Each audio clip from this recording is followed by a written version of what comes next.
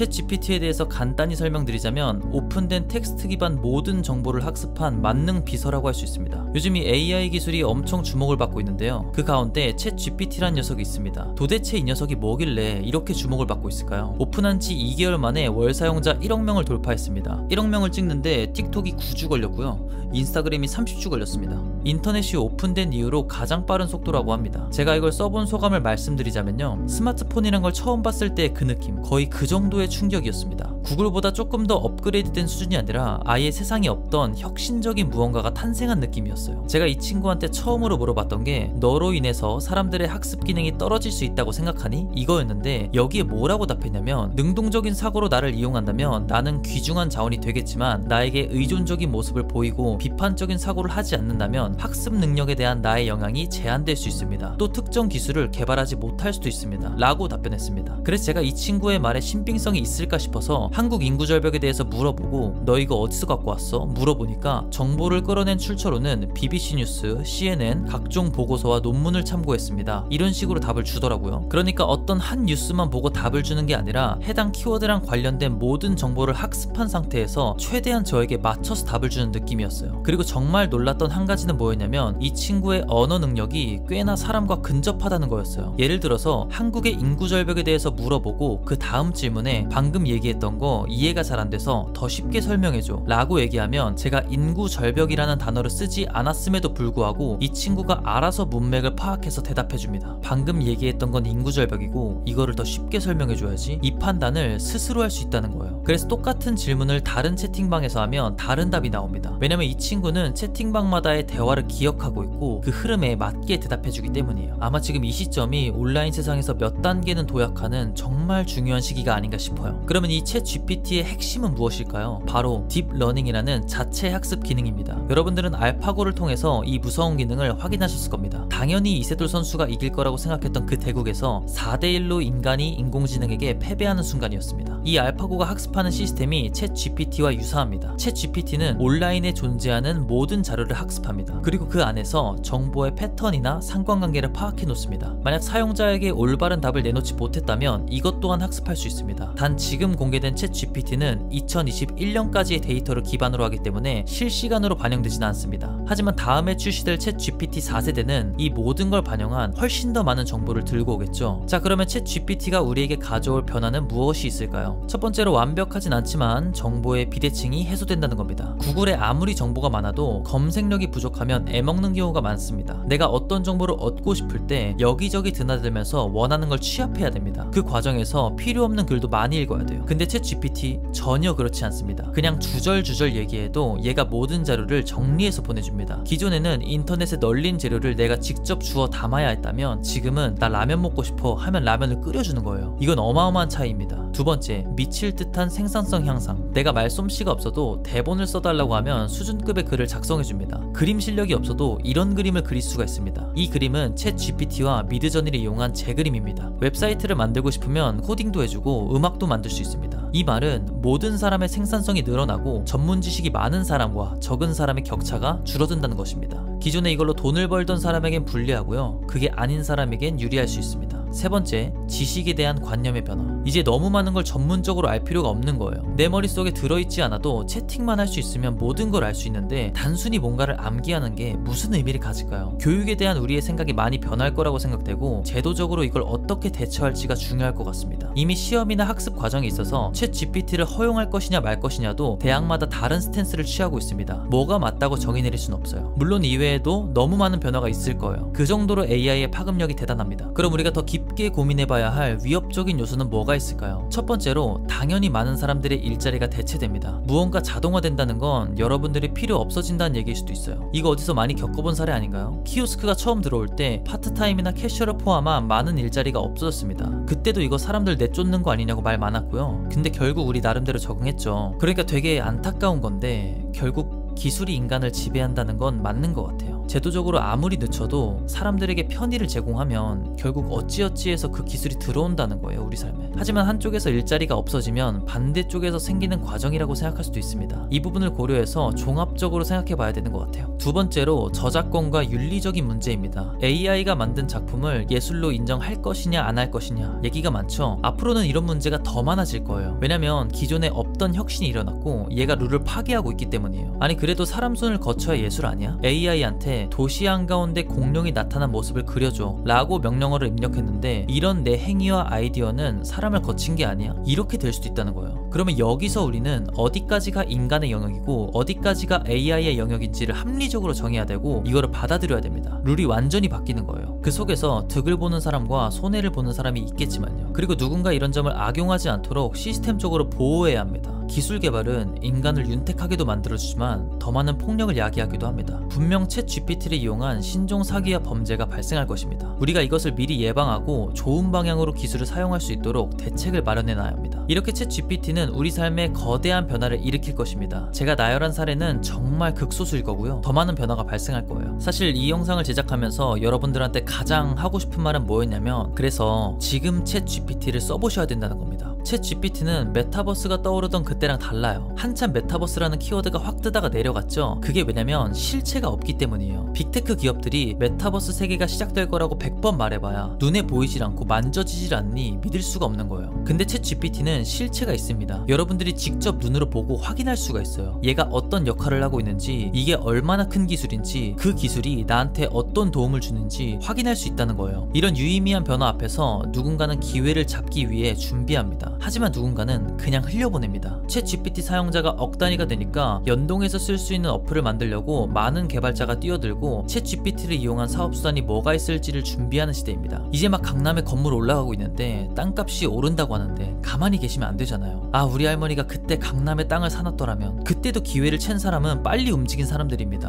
혼란스러운 상태는 기회가 있다는 거예요. 모든 게 정리되고 난 다음에는 레드오션에 가깝습니다. 제가 유튜브를 하고 있지만 3년 전에 유튜브 생태계랑 지금은 아주 많이 달라졌어요. 제가 예전에 취미로 올렸던 영상이 있는데 지금 그게 몇만 뷰가 찍혀 있어요. 아무것도 안 했는데. 지금은 그때에 비해서 채널을 성장시키는 게 상대적으로 어려워졌어요. 근데 그때 제 친구들이 저를 진짜 관종으로 봤어요. 그때 당시에 유튜브를 한다는 사람은 주변에 거의 없었거든요. 그러니까 모두가 혼란스럽고 잘 모를 때 그때가 기회라는 거예요. 챗 GPT로 엄청 많은 돈을 벌지 못하더라도 이 기술에 미리 적응하고 남들보다 한 수 앞서 볼 수 있는 그런 해안이 있다면 아마 여러분들 인생에 좋은 변화가 있지 않을까요? 오늘 제가 준비한 컨텐츠는 여기까지입니다. 재밌었다면 구독과 좋아요 부탁드리고요. 덕분에 저는 더 좋은 영상으로 다시 찾아뵙겠습니다. 그러면 오늘은 여기까지.